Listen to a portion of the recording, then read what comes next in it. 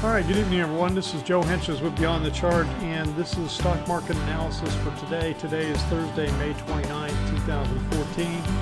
All right, the Dow was up another 65 points today, and so we had this little break yesterday, and the scenario I've got still is in play until this point is taken out. I've talked about this before, not a whole lot new. We'll just have to see what happens. There's nothing more to say about the Dow Industrials. The S&P 500, it is in the same rising wedge scenario. Yes, we had a nice little move in here, and we're not really showing any divergence. No divergence between the DI plus. The relative strength index has pushed up higher above this point, so it's not showing divergence. So right now, it's a green light for the S&P 500, but we're at the top of the Keltner channels, okay? And the fact that the ADX is only at 13 means that even though we've had this little move, we're not trending. There's no strong trend going on. If you go back, let's take a look back here. ADX is at 19. Back here at the top of the Keltner channels, ADX was at 17, and then it was rising 22, 23. So I don't know, we're still pretty low, The New York Composite, again, the little scenarios played out exactly like I mentioned yesterday. 2 very compressed days and a move to the upside. 2 very compressed days, move to the upside. We're right at the Keltner channel. This one was above the Keltner channel. So again, we're right in this wedge. Is this it? Are we now going to turn down? That's going to be the question. NASDAQ. If you thought this was a compressed day, and I did, this was the most compressed day since this day here, okay? Well, today was even more compressed because the range yesterday was about 21 to 22 points. The range today between high and low was less than 20 points, okay? So we're really tight. We're in here, and we're right at the top of the Keltner channel. If this is a head and shoulders playing out, we're right at the height, just slightly higher than the left shoulder. So that's a very realistic possibility also. So this is something we got to watch very closely. Short-term trading index is still somewhat neutral, although it's getting down towards the, moving down to a more of a, well, it's still in the middle of the range. You can't say that it's at an extreme until you get below the red bar down here. The VIX is still, this scenario of divergence is still playing out. That has not been canceled. That's still in play. So we've got to keep an eye on that. All right, tonight we're going to take a look at 3 of the social media stocks, and then we're going to call it an evening. The 3 that we didn't look at on Tuesday, and we're going to start off with Yelp. Now, Yelp's had a pretty good little pullback in here. Let's take a look at the bigger move, okay? This is all the trading on Yelp from back in 2012. So this was the very low point. So this looked like a wave 1 and then a complex wave 2 pullback. Then this strong wave 3, which usually wave 3s are the strongest. They have gaps in them, okay, big gaps with big moves. Then this shallow wave 4, because it was a shallow, this was a deep correction, this was shallow, and then you get this 5th wave. So now you have had a 5 mode, impulse wave in here, okay? So now we got the correction.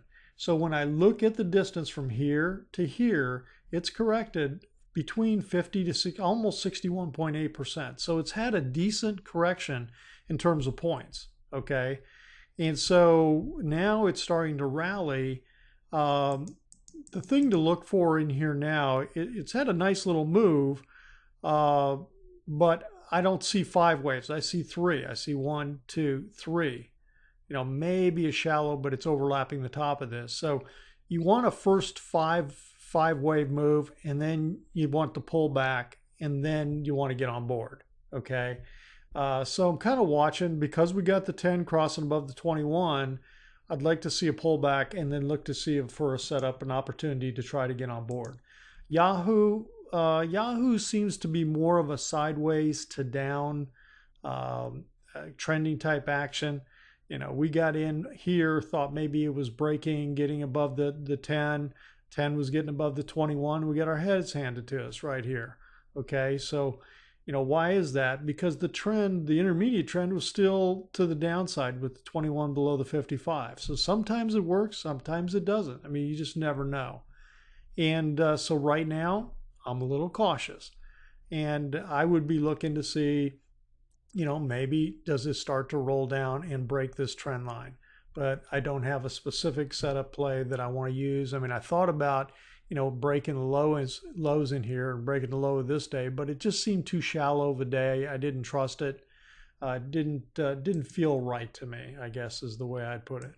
Yoku Tudu, it is in a very strong downtrend. We are getting some divergence that is showing up, but again, in strong downtrends, what's the ADX on this? The ADX is 38. Okay, anything over 20 in my book is a strong trend. Some people say 15 even, but there's no doubt it's in a strong trend. Visually, you can just see it with the moving averages and everything else. So really, to jump in and buy now just because you got a little bit of bullish divergence, it's a crapshoot. It's just like the roulette wheel. So all you can do is wait to see if you're looking to get on board. And again, I don't, it's already come down a heck of a move. It's not something I'd be looking to sell at this time. So we just have to look to see. This looked like a big potential reversal bar in here, but it hasn't proved itself out yet, and it hasn't had any movement really to the upside. So that's it on Yoku. It's still in the negative downward trend line. Let me take a look at a little more of the. I mean, it's back down into, let me look at this. It's at this territory where it got support down in here before, and that's where that buying came in on it. And I don't know. I mean, it's still just, it's just a big lot of just chopping sideways, and I don't want to make anything more of it than that right now until we start to get a turn. So. All right, that's it for tonight. We've had 3 social media stocks. The market is continuing to be a little bit compressed. We'll see what happens tomorrow. I think we've got some kind of personal income economic reading coming out at 7:30 Central Time tomorrow morning, and that's the only major economic deal tomorrow. So we will talk to you this weekend. Have a great Friday. Thanks for stopping by. Share the post, share the video, and we'll talk to you soon.